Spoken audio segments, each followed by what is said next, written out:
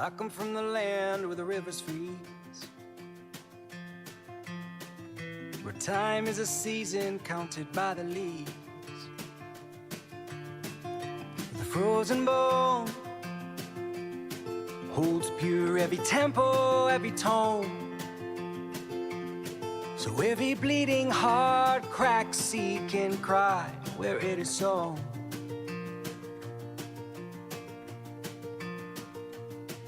But I don't have a home without you. No, I don't have a home without you.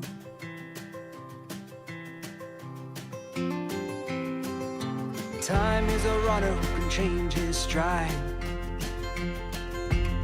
I hold memory because the feeling has died.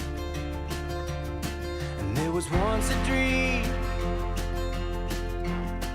but it burned off like steam. And every noise made in this empty church echoes places I have been. Because I don't have a home without you.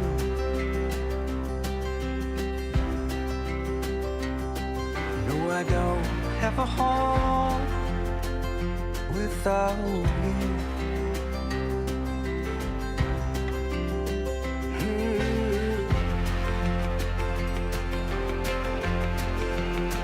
Yeah, I get it when they say, boy, you gonna reap what you sow. But I've been hanging on to mercy since the day I bet my soul. And I am punching through the dirt because he keeps filling that same hole too.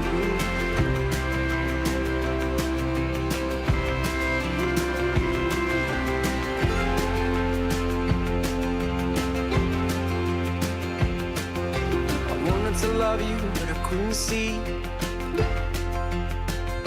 Only love becomes itself sacrificially. So I will bleed it out. You hold suspicion, you hold doubt.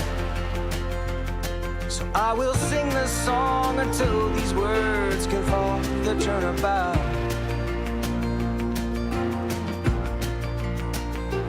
Because I don't have a home without you.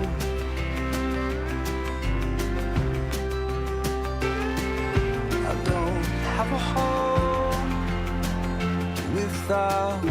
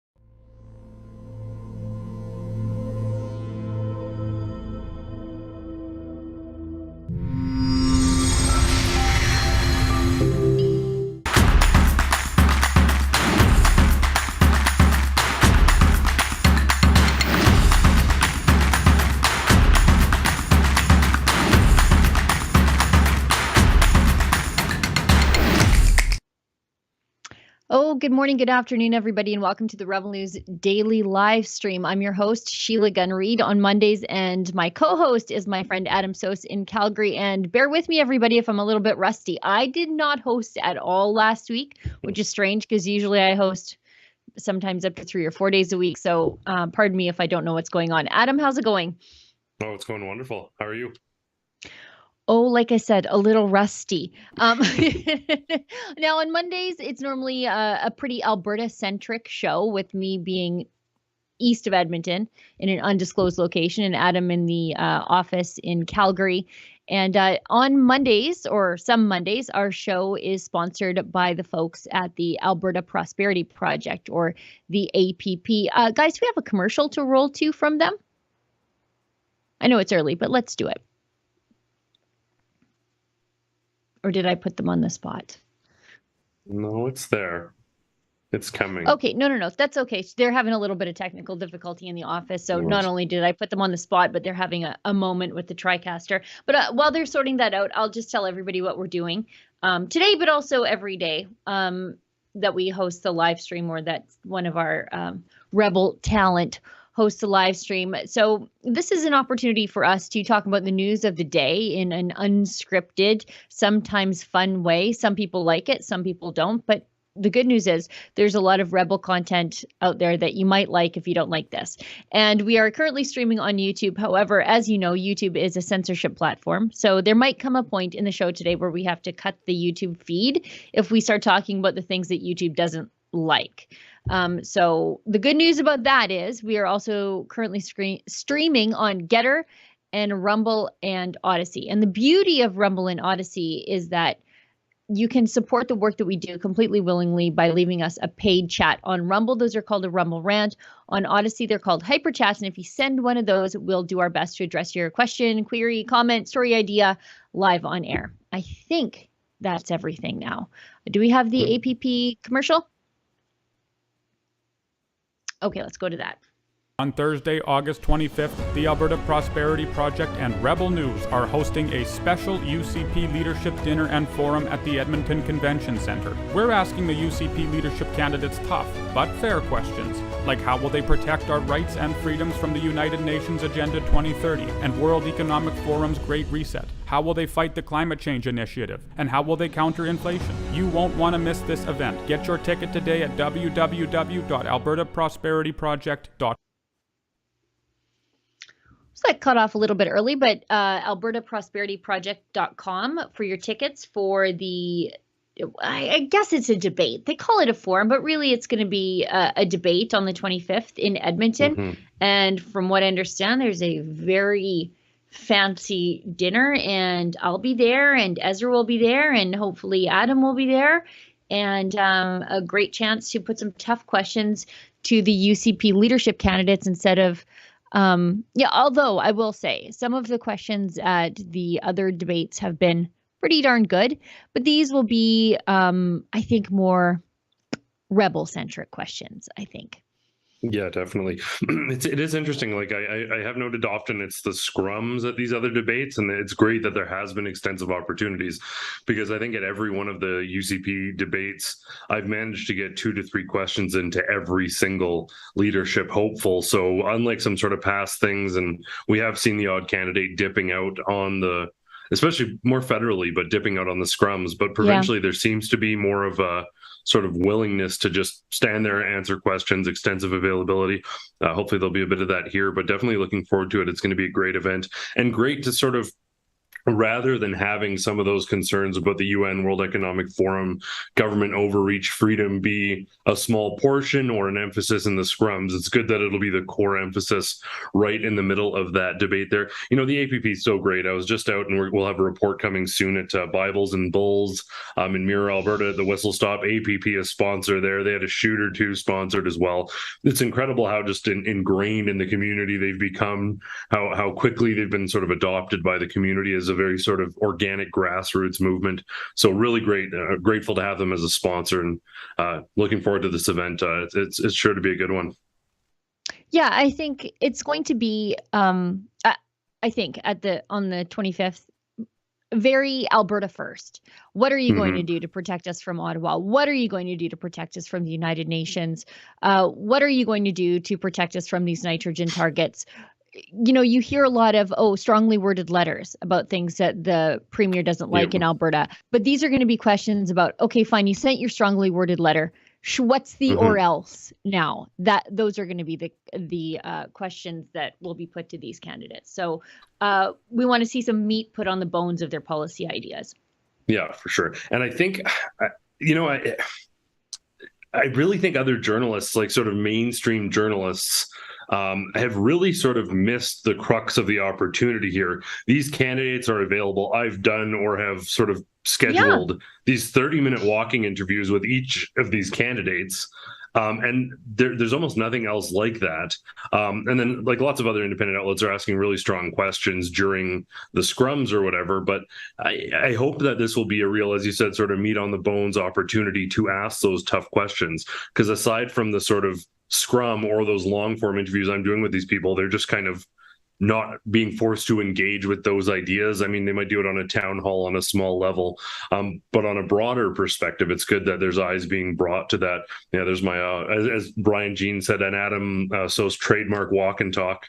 But it's great to just have these politicians being willing to meet up and have these long conversations. I want to give a big shout out to Mocha right now. I mean, this guy walks backwards. For people who don't know, Mocha walks backwards for half an hour, navigating like forests and towns and pedestrians and monitoring audio. He does it all. That's not a camera crew. That's one guy. So big shout out to Mocha Bazirian, dudes. We joke he uses the force to navigate this. But Jill, I did want to ask you, it's a question that I often get from people. We can talk about all the candidates or we can talk about the front runners, whatever you prefer. Is there someone that you feel is sort of garnering momentum, likely to win? Do you think there's I mean, we can probably agree to who that might be, but do you think there might be an implosion? What do you think about the other sort of candidates, their odds at catching up? What's your position on the race right now? You know, as I always say, no one will ever know whom I support because I dislike all politicians equally. But I'm egalitarian that way. Mm-hmm. But I think Danielle Smith is clearly the front runner at this point, Yeah. which I think speaks to the quality of Albertans, that they are able to set Mm-hmm. aside what she did in 2014, 2015 and give her another chance. Yeah. And, you know, for people who don't know the history, she crossed the floor to the progressive conservatives and tried to take the party with her. And the grassroots said, what are you doing? We exist because we don't like the old cronyist progressive conservatives. We're the real conservative party, and we are not going to join that party until you give us a chance. And so Jason Kenney did that appropriately a few years later. But she has been on, I guess, a 7-year-long apology tour about that. Mm-hmm. She is the first person to say that I did it wrong. I didn't do it the right way. I would never do it that way again. And she bears a lot of responsibility in ushering in 4 years of NDP government. All that is to say, though, she's out there saying she's sorry, she got it wrong, and she's willing to say sorry to people that she didn't harm, but the Alberta government did during the lockdown. She said that she would go on an apology tour. And so I think that actually says more about Albertans than it does about Danielle Smith, that they're willing to say, okay, you know what? We are Albertans. This is a land of second chances. This is a land of redemption, and we're willing to offer it to you if you don't screw us over. I think Travis Taves, he's just too much Jason Kenney 2.0. And while he is out there saying that he believes in freedom, he was on the cabinet that locked everybody down. He was on the COVID cabinet. So while he's saying, oh, thank goodness that the court has overturned these contempt rulings against Pastor Art Pawlowski, you're the guy who brought in the restrictions on churches that ultimately ended up in his incarceration and his multiple arrests, these high-profile El Chapo-style takedowns on tarmacs and street corners. So I'm sorry, but where were you? Where were you? Except in the cabinet, but also in Sky Palace, by the way. Yeah. Morally and ethically, I think Todd Loewen is right on point. There's not much that I would disagree with him on a policy issue. He stood up to Jason Kenney when he saw that people were being or were having their civil liberties infringed on, and he paid the ultimate price for it in that he lost his role in the party. He was kicked right out. He sat as an independent, but he's wildly popular and is riding for that. Much like Ella Drew Barnes, much like Roman Baber, same thing. These guys who were conscientious objectors and they didn't care if it cost them their career. I'm a Todd Loewen fan for sure, morally and personally. I think, and if you don't mind, sort of on that note, just because there's something. Yeah, go ahead. Go ahead. No, I was going to say Brian Jean speaks to your point entirely, and it doesn't relate to Brian Jean. So I think, and it just echoes back to it. At the last Western Standard sort of debate, it was incredibly interesting to see Todd Loewen, who said, "Oh, well, I didn't want to leave the system, so I was fighting from the inside.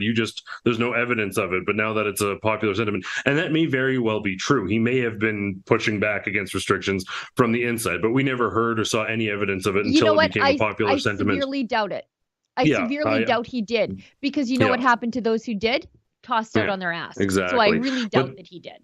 But what's interesting is Todd Loewen pushed Danielle Smith on her floor crossing at the Western Standard debate.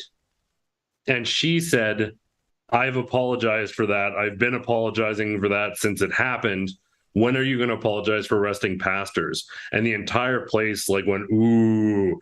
Then was that Travis Taves said that? Yeah. Travis Taves, yeah. Okay. And then Travis Taves starts talking again and brings it back to her. And this is just to echo your point from earlier, brings it back to her floor crossing. And the entire place was booing him, saying we're not focused on the sins of the past. What do you stand for today? Because there's a lot of finger pointing that could go along. And don't get me wrong, the floor crossing of Danielle Smith is a massive and devastating blow in Albertan politics. But conversely, and I don't know if this will stand. I don't know if everything will fall apart. Perhaps it will. Perhaps we'll make another mistake. But it seems as though she's learned from that, and she's embraced and met the grassroots, and she's having these events where 400 or 500 people are showing up. Apparently, other people, I've been to events where 6 people show up for Travis Taves, for example. So yeah, I thought that was so interesting. It just echoed everything you were saying perfectly. So, but yeah, carry on with Brian Jean. And lastly, Brian Jean. Lastly, but definitely not least, Brian Jean. There are a lot of people who have Jason Kenney buyer's remorse, who wish they could have cast their vote for Brian Jean to be the leader of the United Party, because both men decided now is the time, we will unite the party. But unlike Danielle Smith, we're going to give the grassroots a choice in what happens here. So if they vote to unite the party, then we will, as leaders of the two respective parties, Brian Jean as Wild Rose and Jason Kenney as the PCs, vote to bring the parties together and then have a leadership runoff for who would be in charge. He lost. And then he sort of went away to tend to his family, which no one can fault him for. But there are a lot of people with Jason Kenney buyer's remorse that they regret casting that vote for Jason Kenney to lead the party. And I think Brian Jean may capitalize on some of that. He's got a willingness to sit and talk or walk and talk with independent media. And he was an I'm not sure if he is anti-lockdown, but Brian Jean also said there are a lot of things that we could have done differently during this pandemic that Jason Kenney just was not willing to hear those other voices. And he wrote several op-eds about it. So there's that too. And I don't know, UCP voters, they have at least 3 very good candidates to choose from, and then Travis Taves. And that's just because of his role in locking down people. Exactly. And it's really interesting. Really quickly, I'll touch on the other people. There is Rebecca Schultz, something of a insider as well, to an extent. I think she might have pushed back a little bit, but she hasn't gained a ton of traction. Interesting. She has Rona Ambrose on her team as well, which is a pretty significant endorsement and team support. I'm surprised she isn't a little bit closer to Taves, because they're both sort of I don't know. She's not quite as much of an insider, but she is sort of an inside track MLA. I think Sorry, when she go ahead. drops out, I was going to say, I think when she drops She'll out, she'll endorse throw Taves. her support behind. Yeah, she'll endorse Taves. Yeah. Brad Wall has endorsed her. Yeah. And, you know, everybody loves Brad Wall. Yeah. He's endorsed her. So she's sort of the, outside of Taves, the second establishment candidate that comes with less baggage than Taves. For sure. And then some other interesting candidates. Rajan Sani originally had some promise, and I know some people, including some people who were early resistors, thought she might be able to like emphasize some of those values while still winning some of these crucial city ridings. I was originally scheduled to sort of meet with her and do one of these chats, and then they changed their mind suddenly. But yeah, I know like MLA Angela Pitt left her campaign as well. So there's some sort of shift there. But she's virtually became a non-factor. She tried to attack Danielle Smith very aggressively in the last debate, and I think it pretty much backfired. And then there's also it was Leela. Cringy. It was cringy to watch. It wasn't a fan. And then she's attacking her, and I asked her about this, and then she's saying we all need to be united. I'm like, well, everyone else is talking, you're attacking. So what do you mean united when you're attacking people? Anyway, she's kind of fallen by the wayside. And then there's Leela here, who gained a bunch of points for taking on a bull, which was kind of cool. At a rodeo, a lady went down, and Leela here jumped in and like shoved the bull away. So that was kind of cool. She's but on a nice the other enough side, lady. She's a nice enough lady. Yep. Every other candidate has said she's like the nicest lady. She agreed. We haven't gotten something scheduled. She agreed to a walk and talk as well. But yeah, a great deal of her principles, particularly on social issues. She's extremely progressive in the exact same camp as Justin Trudeau, presumably. On fiscal issues, she's okay. It's interesting because she was a wild roser. So on some issues, she's kind of conservative, but in the minds of many, I think, and this is a sentiment I've heard, is why is she running in the Conservative Party? Because her values aren't particularly in line with the Conservative Party. But getting back, I don't know if you have any thoughts on Leela, but we can spend a little more time talking about the front runners, if that's all right. Or do you have thoughts on any of those? No. Yeah. No, I think that's great. I was just going to say, like, with regard to Taves, I know some people whom I generally like and agree with on most everything, like MP Arnold Viersen from the North. I think he's endorsing Taves, but it could be like because everybody's Dutch. so he's like, yeah, if you're not Dutch, you ain't much. And so I see that I think he's endorsing Taves, or I saw some supportive posts from him. But I think that's probably the only high profile-ish Alberta Conservative federally that's with him. Everyone like behind the scenes in the UCP and all the people I know, and even the social conservatives, they're all endorsing Taves. Taves is personally pro-life, whatever that means. So I know for some people that's a plus. I don't think it's really actionable. I think Danielle Smith and him have the same plans, despite her being libertarian and pro-choice. So practically speaking, they're equally pro-life. I don't need them to support my church. I don't need them to support my church or my religious values. I need them to leave me alone. Yeah, that's all I want. And Taves didn't leave the churches alone. No. And one of the things with Taves and the support he's going to get, he was the head of I don't know, it was the Ranchers or Beef Association, Cattlemen's Association, one of those big ones for years. So he has relationships in the rural communities. And then he also has the inside political relations. So he will dominate rural areas. I think he will, unless people people have been swung over by Danielle Smith or potentially Todd Loewen. But I mean, I've been told with relatively good authority that a large number of ranchers and farmers, just because of their relationship with him, will be supporting him. And the other thing too is that, like, we look back at what happened with Danielle Smith. Part of the reason she crossed the floor, and it doesn't excuse her behavior at all, but is that the Wild Rose was set to win, and then Albertans rather, significantly backtracked, voted conservative, went with the old progressives. They voted very conservatively. So there is this potential that on voting day, Albertans sort of defer to this conservative instinct, which isn't necessarily bad instinct. But if you're going to go conservative and risk averse, you're probably not going to vote Danielle Smith. She's more saying all the right things, but you're worried if it might backfire. I think some people may sort of revert, or at least put Taves or Jean second as a bit of a more sort of stable option. And on a preferential ballot, that can quickly swing things. And if you have a bunch of people being like, well, Taves is okay and he's safe, But then you have, I don't know, 30% of the province being like, Danielle Smith is my number one. Some weird things can happen where on the second ballot, Taves surges ahead. So That's how we got Andrew Scheer. Yeah, exactly. Yeah, 100%. Leslie Lewis was ahead, and Bernier was ahead, and then things shifted, and that safe choice on preferential ballots can sometimes swing.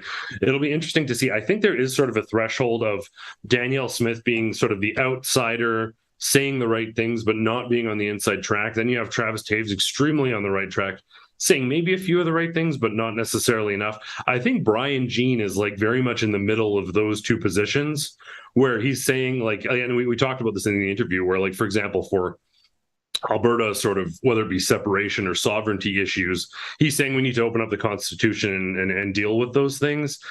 Danielle Smith is saying we don't need to have that conversation. We're just going to take the sort of the action plan for Alberta, and we're going to do it on our own. And Taves is like, we'll push a little harder on some of these letters.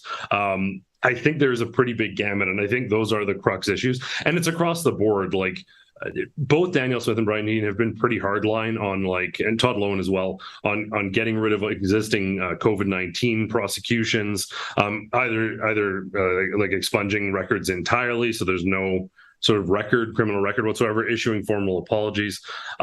Travis Taves has said we've made mistakes, but when I push him on those specific points, he's not willing to say 100% will stop all of it. He's deferring to politicians shouldn't meddle in the legal system, which is a cop-out.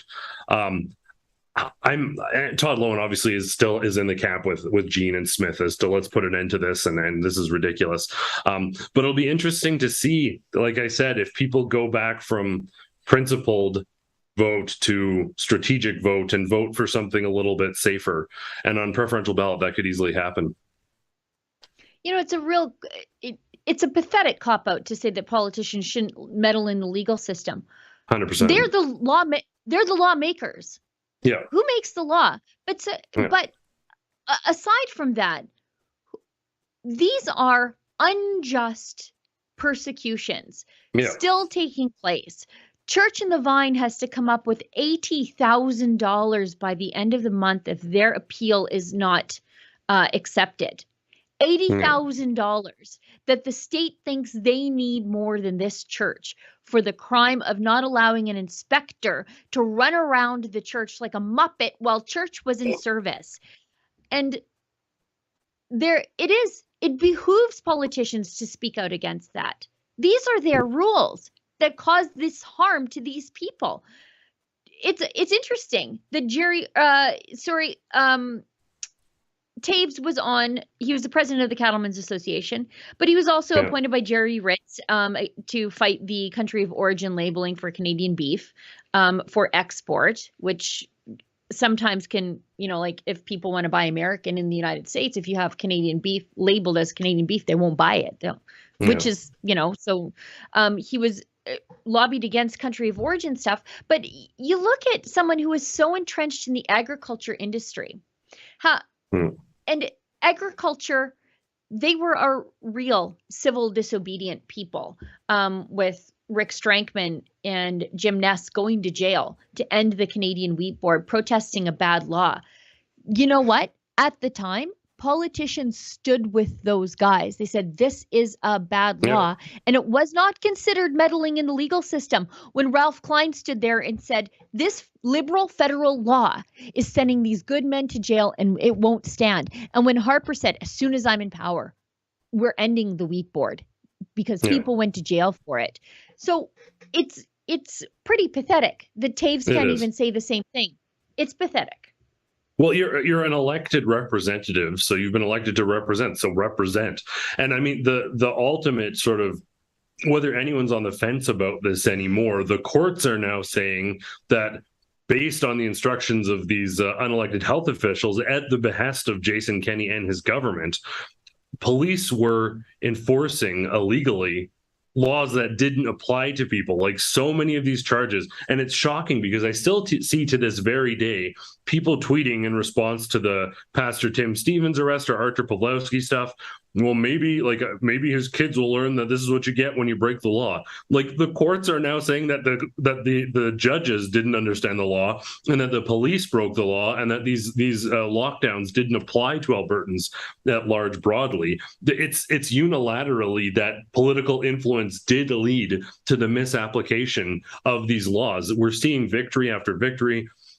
Chris Scott, a massive victory. Artur Pawlowski, a categorical victory on so many fronts. He's now left with what should amount to $1,100 in tickets. Of course, the government is pushing for more than that, but for any normal person in normal times under the law, he'd be getting in total no jail time and $1,100 in tickets.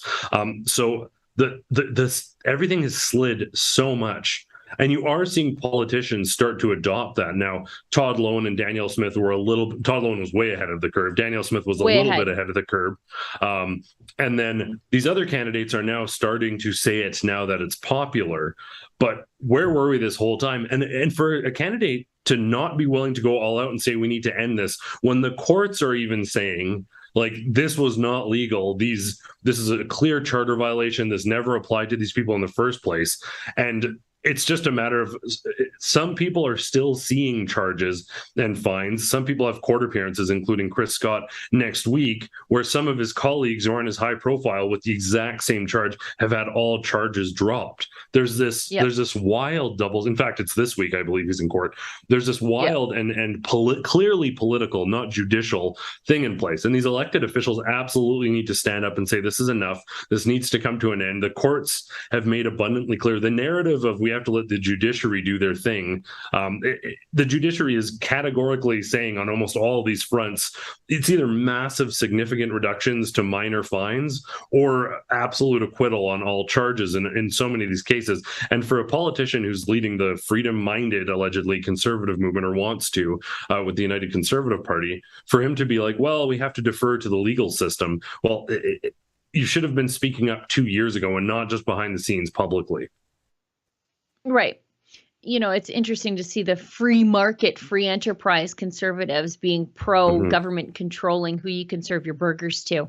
And, you know, there's nothing quite like the mindless droning of someone who says, well, those are the consequences because you broke the law. Sometimes the law is bad. For example, the people who hid Anne Frank, they were breaking the law. The people who turned her in, they were following the law. You know, it's just, I don't get my morality from the government, but I suppose some people do. And some of these rulings are effectively saying, no, in fact, the government broke the law, the people didn't. Like, it's not translated into politicians going to jail, but the ruling is, no, this absolutely never applied to these people. There was no lockdown. Like, most of the Rook order, particularly for a window, I think it was the end of December 2020. There was a window, though, and a bunch of the language following up, it's clearly worded and restructured. And per the interpretation of the Court of Appeal in Alberta, it never applied to Albertans, broadly speaking. So effectively, everyone who received tickets within those windows, and it's likely to cascade into other windows. But the government has said this never applied to people because it's not a legal order. And the government didn't do its due diligence. They didn't phrase it properly. They didn't have the adequate evidence to infringe everybody's rights. It did apply to named parties, but not to everybody. They're saying, actually, no, we broke the law. These people didn't break the law. And people are still trumpeting that. And it's often the Liberals who've been saying the same thing and are still saying that this is a Spanish flu level thing, and they're still echoing the sentiments. It's weird, though, because they're echoing the sentiments of health officials at the onset of COVID-19. And health officials aren't saying the same thing that they were saying at the onset of COVID-19, or saying the same things they said about vaccines, for example. The mainstream narrative, and I'm just echoing the public health officers' sentiments, not disagreeing, but their sort of outlooks on the outcomes has changed significantly. But the activists who are saying these things, well, Pastor so-and-so got what they deserved, the evidence they're based on is the most sort of hysterical and just disjointed evidence that not even Dr. Theresa Tam would agree with anymore. I think the next UCP leader has to commit to firing every single person in the legal department at Alberta Health Services. Every lawyer, every contract lawyer, every single one should be out on their ass. because they were running around getting secret court orders. Naturally, the public health officer, Dina Hinshaw, her signature's at the bottom of all of those. It's like you go to these churches that are ordered closed by the government. It's by the order of Dr. Dina Hinshaw.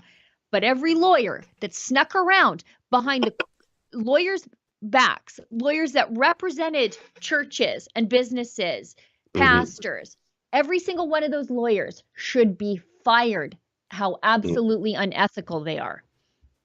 They can keep the one who I think had a major blunder in court and admitted that there was charter violations taking place, and all the other AHS lawyers panicked. They can keep her because that was good. Everyone else should go though. Yeah, there's enormous, by the way, contract lawyers. So I think they're hiring lawyers at a field law in Calgary to help with these prosecutions, because I just don't think they have the in-house lifting power to persecute the amount of people that Alberta Health Services would like to. Yeah. Also, Dina Hinshaw's bonus, sign her petition for her to pay it back. Go to payitback.ca because she got a near $250,000 for the absolutely laughable job she did. And it doesn't matter if you're a pro-lockdown advocate or an absolute freedom advocate. There's basically a significant lack of evidence behind a bunch of her decisions. And then when pressed in court, she was like, I don't know. She's too busy. She said she was too busy to go to court that one time. And then she went on vacation. Yeah. So yeah, she should pay back that. Let's get that signature count up to 10,000, 8,400 something there. Let's get some signatures. I'd love to deliver that. That'd be fun. $600,000 almost a year, and she is still cutting her own bangs. I can't. And the thing that drove I'm me cheap nuts too, but that's crazy. The thing that drove me nuts is like what they determined all the people who were laid off and fired for vaccine reasons or businesses shutting down, whatever, they determined those people needed like $500 a week to get by. She was getting 11,000 something. So I think she was getting 23 times what she suggested that Albertans need to get by. Like, yeah, we're all in it together, except for the politicians in Sky Palace and Dina Hinshaw and everyone else. But we're in it together. Trust us. Yeah. Let's jump to an ad. Remember the only time we ever heard from Dina Hinshaw is when she was warning everybody about the outbreak of STDs in the wake of the Calgary Stampede every year. That's the only time we ever heard from the public health officer. That's probably the only time we ever should. I wish it would go back to that. Yeah. Anyway, let's throw to an ad. Adam Sos here for Rebel News. Our company is growing quickly, and we'd actually like for your company to grow too. That's why this ad space that I'm speaking through right now is actually available for you to purchase. So instead of people listening to me, they could actually be learning about your company, learning about your business. If this interests you, if this is an opportunity you'd like to capitalize on, send us an email at ads@rebelnews.com. Yeah, do that. I'll listen to that guy. Yeah. I trust listen that guy entirely. Guy. He's smart. He's smart. Now, Olivia suggests that we should go to some chats before we move on to, I think we'll go to the fertilizer story because Greenpeace has taken up farming advice now. So we'll get to them, but we'll go to some of these chats. And I think the first one is from Andrew Chapados's dad. Aaron Burton, 32. I'm just joking. Gives us $5. Says, keep up the great work. P.S. Bring Andrew on Wednesdays. Bring back Andrew on Wednesdays. Sure. Mr. Chapados. If you got King 7736 gives us $1. Does the rainbow community get bent out of shape when a busy airport is referred to as a transportation hub? Only on transatlantic flights. Kane Enmark gives us $2. Pastor Archer is running for Premier of Alberta with the Independence Party. I saw that he made an announcement that he's running. I think he's running as an MLA. As an MLA. Yeah. As an MLA. Not leader, but yeah. Yeah. And then Cat Barks, 68, $5. Hey, too. You make my Monday morning more bearable. Thanks for all you do. Well, that's very nice. Yeah. Happy to have you here. Really appreciate that. And King 7734 gives us $1. Did all the leaders, politicians, the World Economic Forum is taking credit for educating go to World Economic Forum U, as in we F you, the common folk. Ha ha ha. And then Fraser McBurney, our friend from Hamilton, who just loves the capital locks.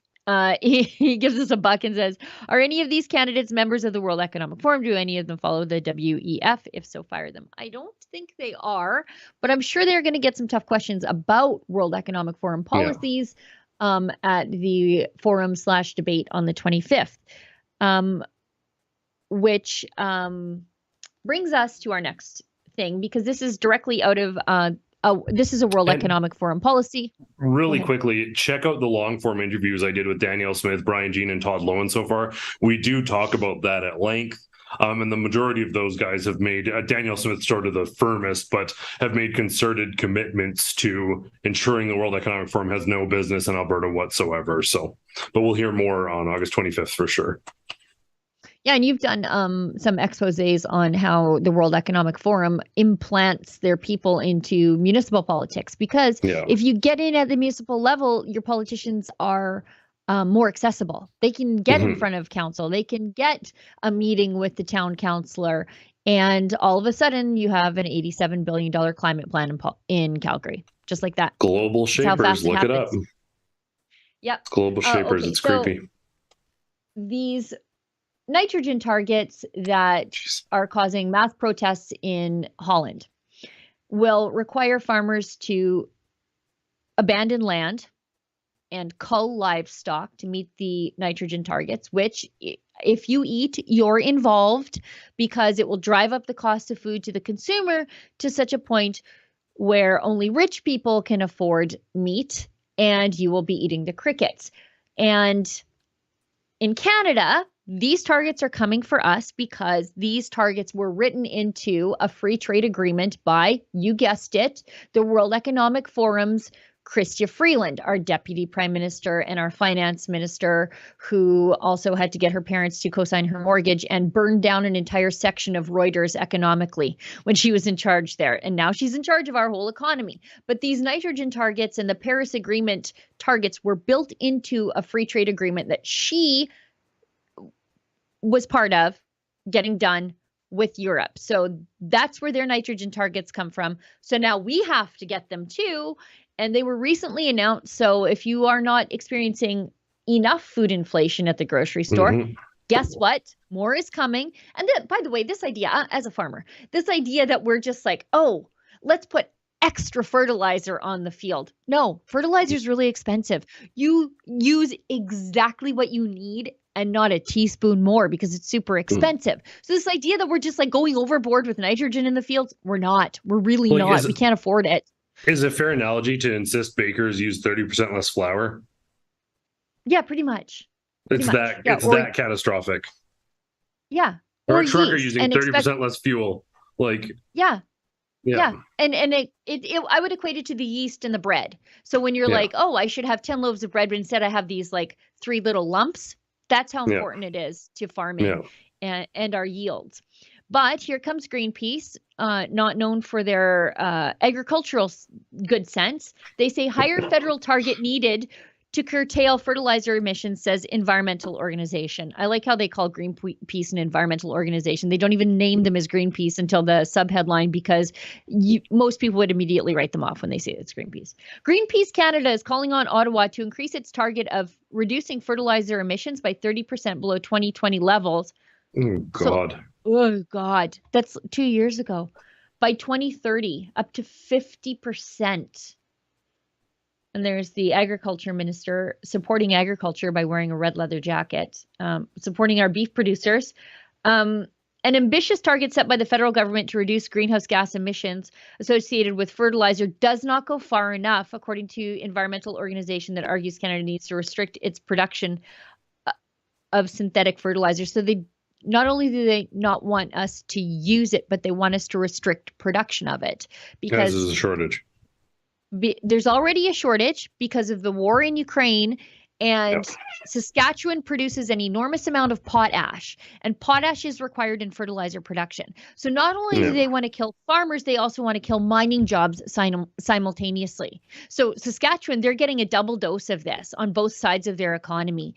And I bet Justin Trudeau is going to go along with this because, of course, he's so 100%. And, you know, I mean, there's no trying to rationalize this as a sane person who cares about other human beings is completely impossible.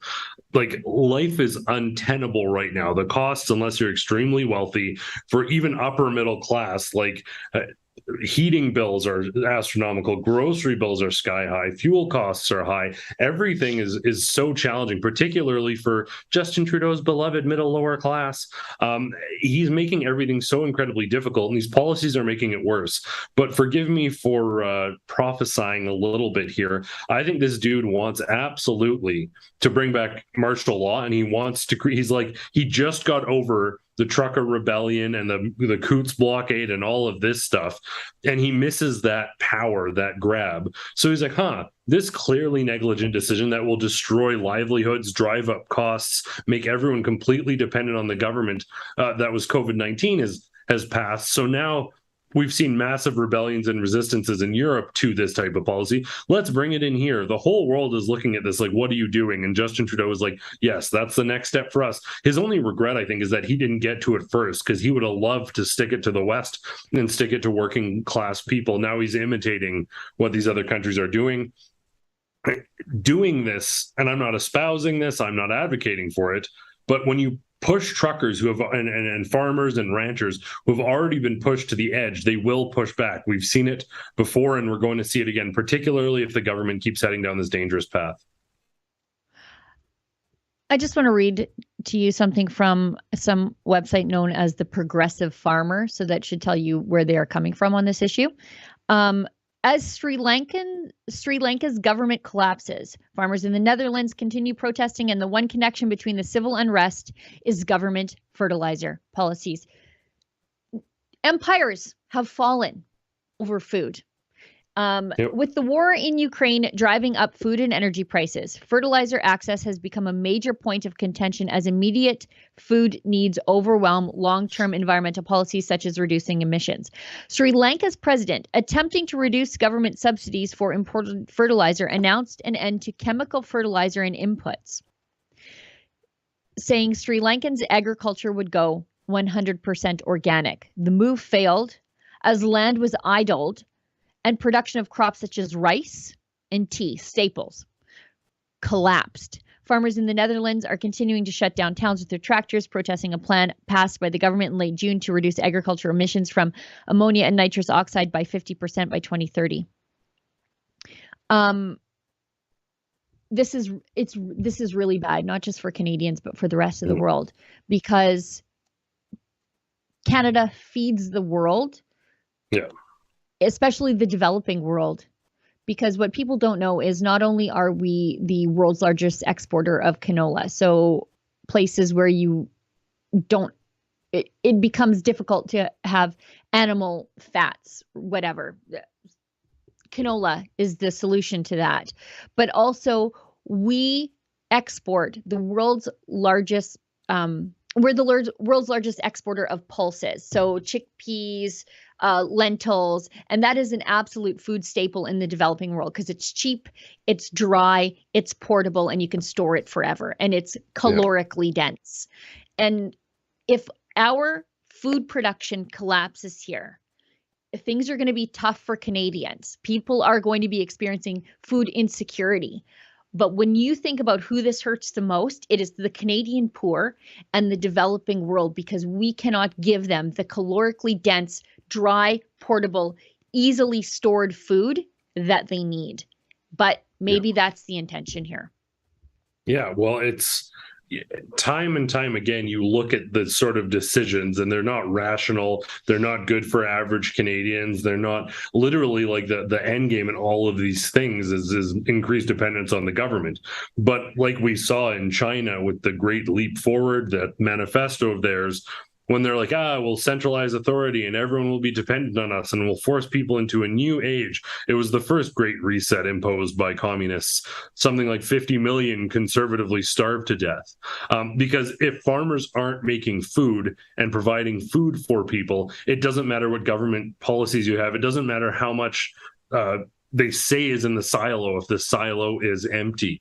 It's incredible, and it's such an extension, especially to see like we were just talking about, lots of the COVID-19 overreach being condemned now by the courts, that the courts aren't waking up and taking immediate action to cease this activity, because fundamentally undermining people's livelihoods like this is tantamount to theft. Like, we're going to completely clip and like clip your wings as a citizen in this allegedly free country. Farmers some years can do very well and make good money. Other years it's incredibly difficult and they lose money, and they sort of do that dance and they keep afloat by doing that. I guarantee you, if you are successful in limiting effectively 30% of that income right off the top, those float years will no longer accommodate for the hard years. You're losing so much money that the farms will go away, and when the farms go away, well, the food goes away.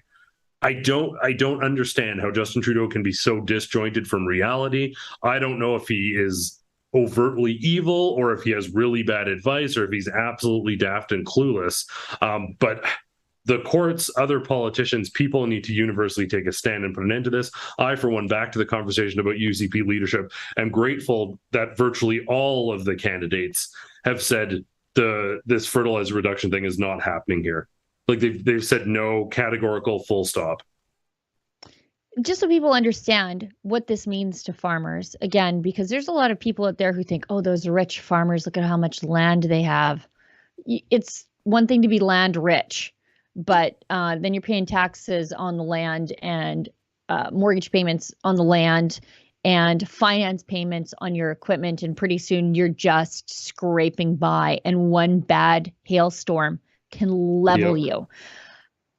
A combine, just so people understand. You know, remember when I was watching the trucker documentary, the Coots documentary, and I was like, look, that's like $750,000. You're bopping me and saying $600,000. I was so excited. I love looking at farm equipment until you have to pay for it.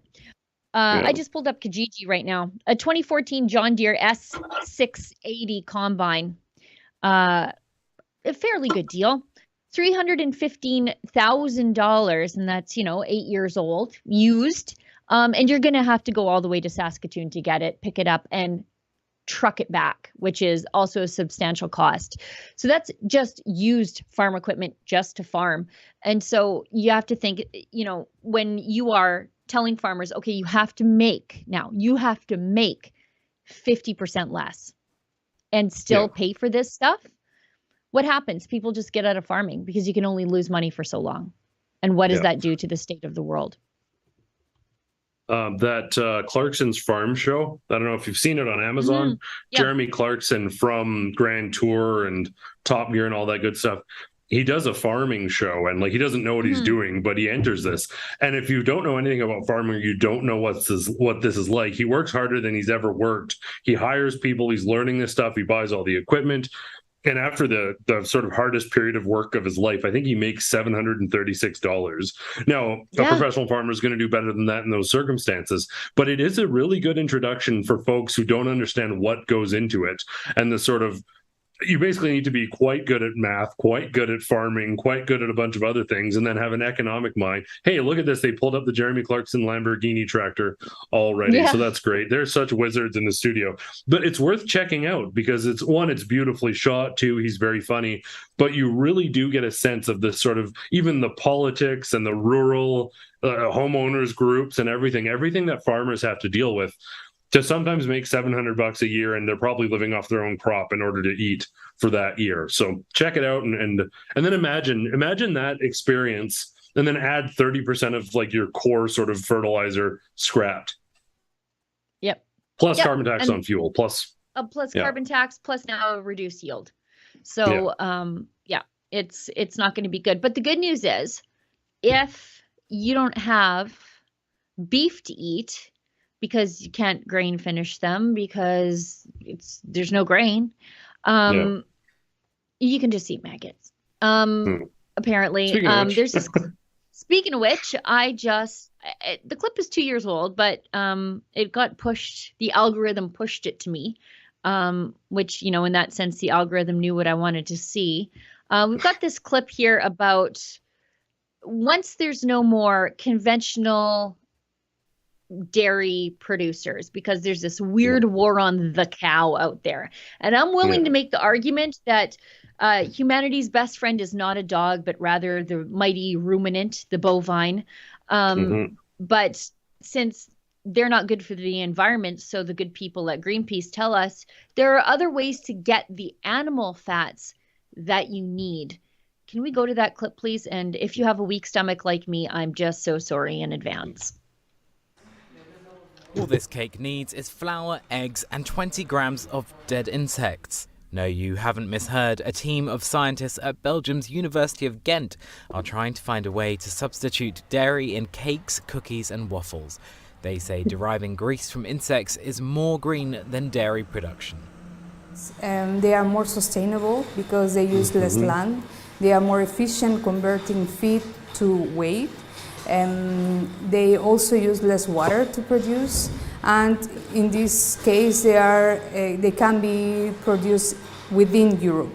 That will decrease the footprint that other type of food sources bring, because they come from far away, let's say South America or Southeast Asia.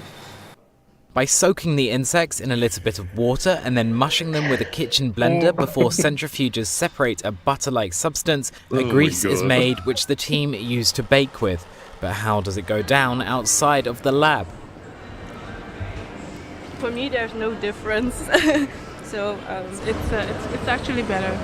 Yeah. Do you think you would eat insect fat cakes again? Yeah. Why not? Why not? Yeah. I don't think so. No? The team say that consumers can't taste the difference when a quarter of the milk butter is replaced with the fat from the insects. But they start to notice when it gets to the halfway mark. So who knows? One day you could be munching on a cockroach croissant as you head to the office, or making your nearest and dearest a beetle birthday cake. That's a hard no for me. Yeah, Coming here from Alberta, that's a hard no. That's a hard no, friends. And it's just fascinating to watch this, because you think, okay, well, there's cows all over the place. You can just go milk one.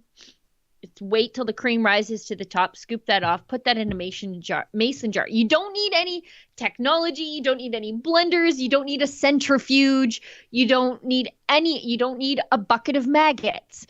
You need a cow.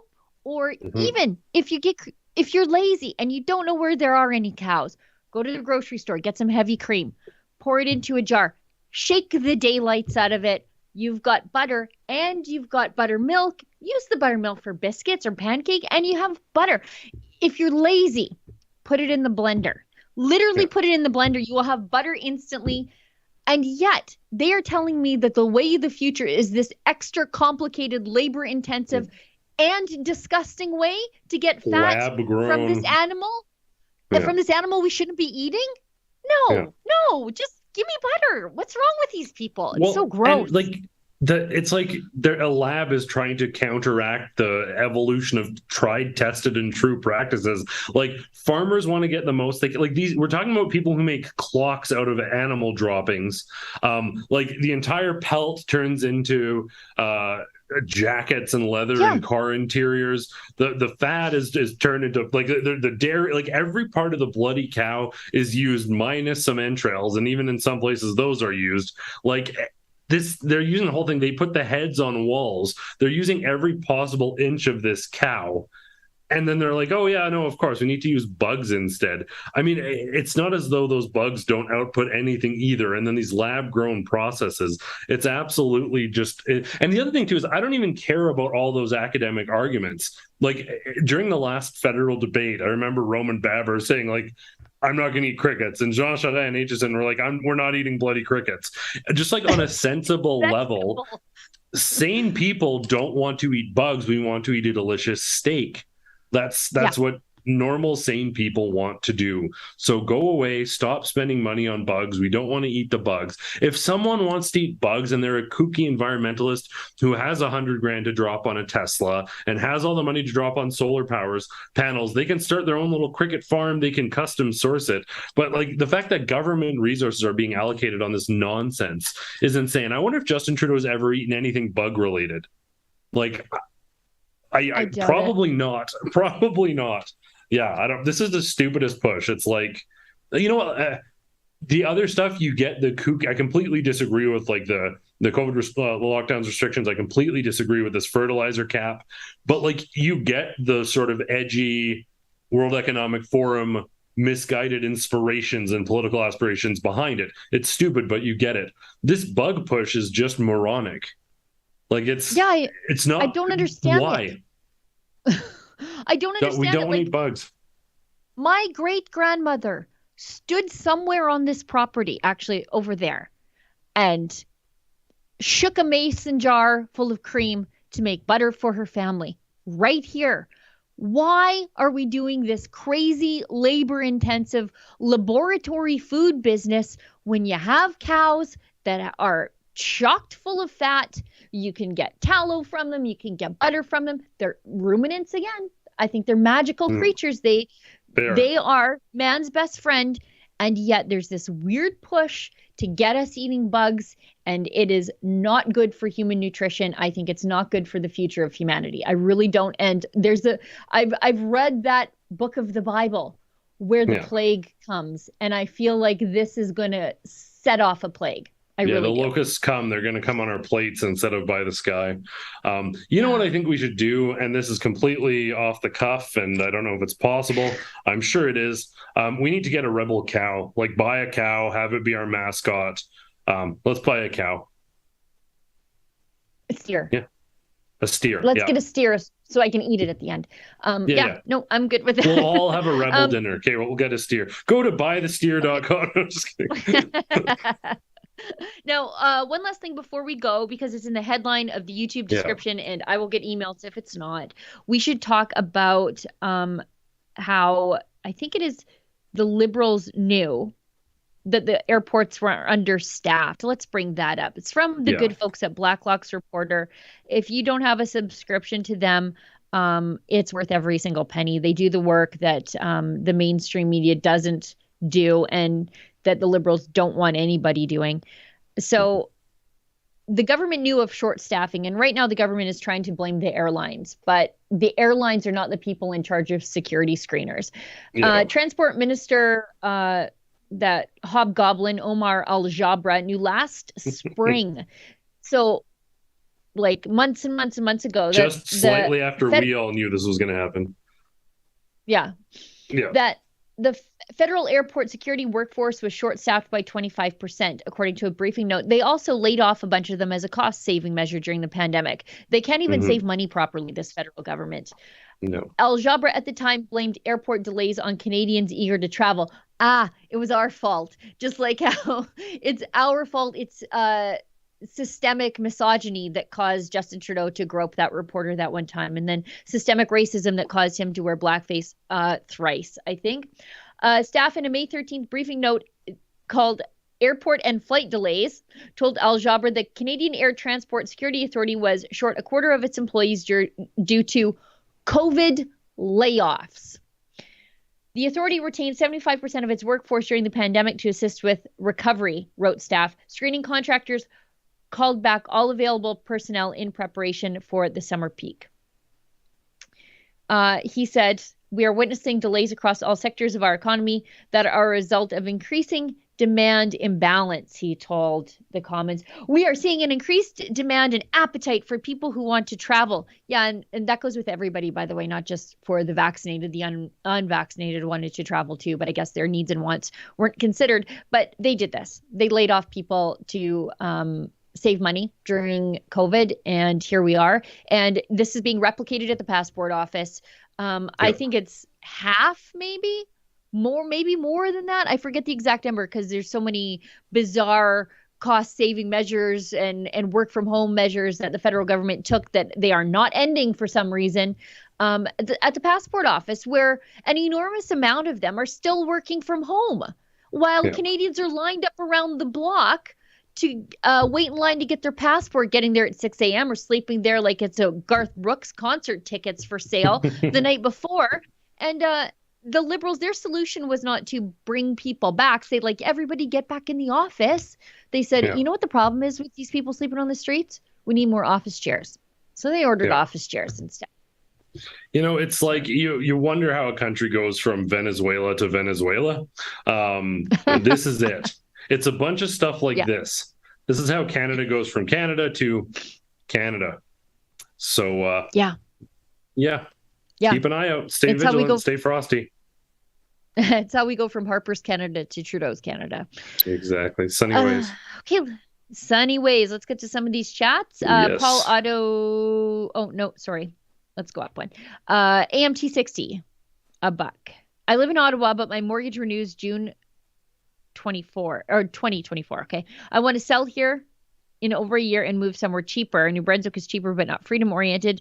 Could I buy a decent small house in Alberta for $25,000 or $250,000? You could buy a McMansion in some of the bedroom communities for $250,000 with low property taxes and no traffic congestion. So I don't know, go where your buck takes you, but Alberta for sure. Yeah. Paul Otto Newman gives us $5 and says, is it possible or even viable to replace Farm Credit Canada with a provincial alternative in Alberta?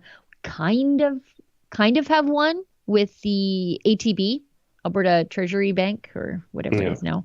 So we kind of have an alternative with the ATB, but it's still, I mean, they have some strong agriculturally crafted products for farmers, but Farm Credit Canada was designed for farm credit. Maybe they should provide that without the litmus test of politics.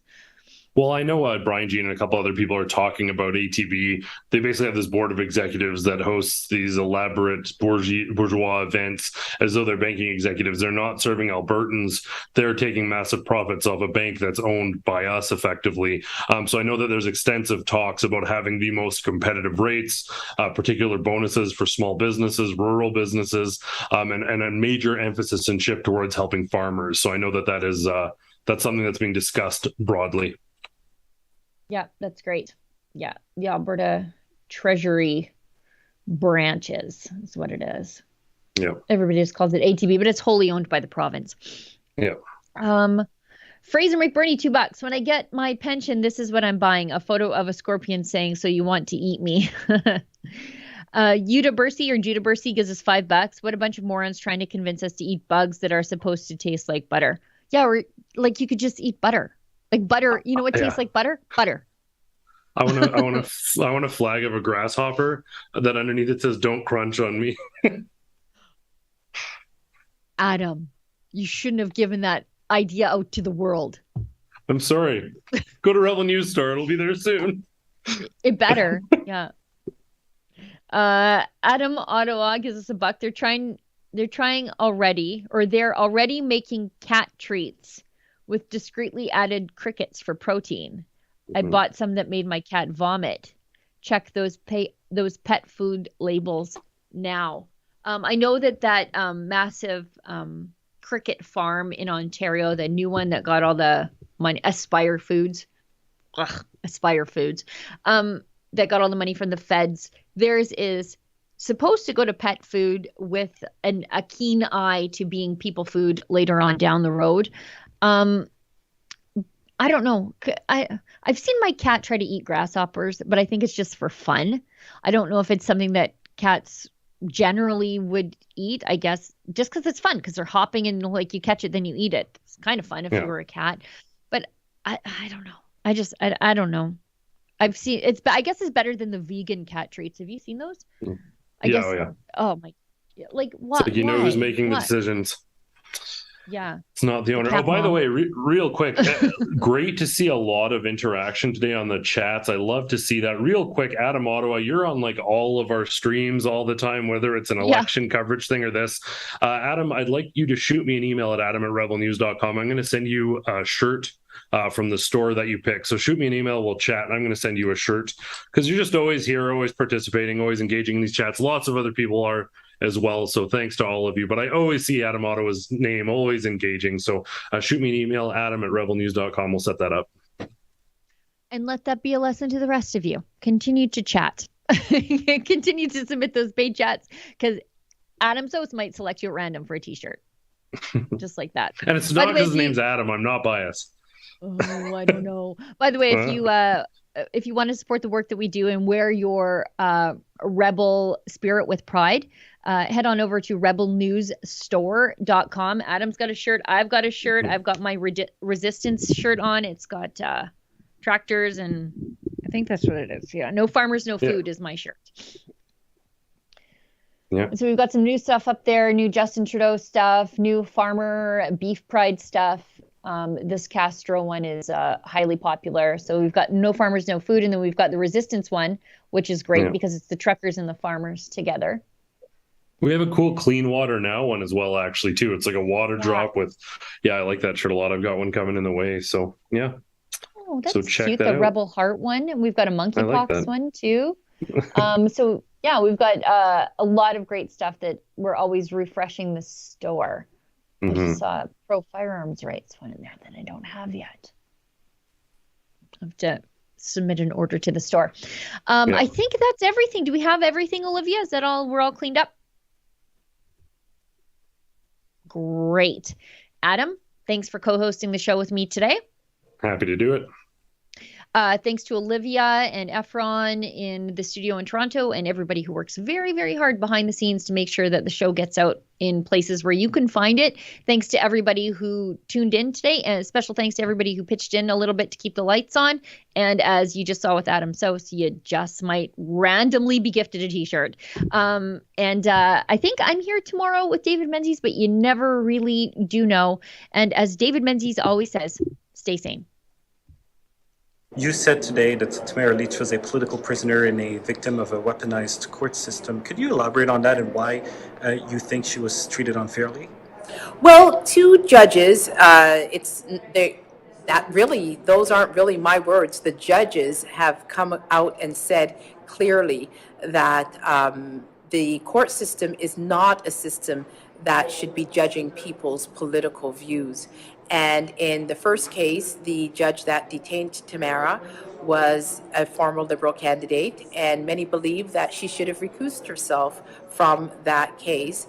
And in the other situation includes a Crown attorney who over a long period of time has given over approximately $17,000 to the Liberal Party. And so there is a presence of bias, and I think that the criminal justice system has to be above reproach. Justice does not only have to be done, it has to be seen to be done. And when a judge has to step in for a second time and say that the court system is not a place to settle political vendettas, then it's obvious that her detention went beyond just mere legal principles. It went into her political beliefs, which the judge clearly said that she was not at a trial. It was a bail hearing. And the fact